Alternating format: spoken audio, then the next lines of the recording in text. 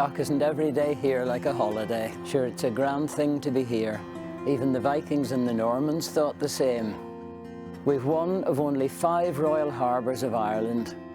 From here, the Sir Samuel Kelly lifeboat went bravely out into the storm, saving 33 souls when the Princess Victoria went down in '53. These days we can dander up to the centre of the town, get a bite to eat at the dinner bell, or a hot chocolate and a tray bake at the Stormy Cup. We can juke down Murder Lane, where drunken sailors once were robbed.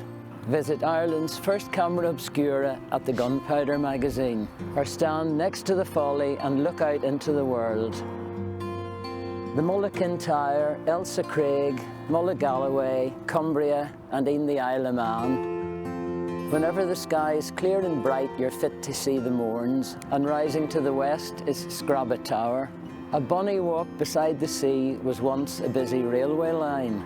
The Copeland Islands folk are gone and the last coal boat has sailed awa. But this is a busy town again, and with good food, good schools and plenty today, it's the perfect place to be.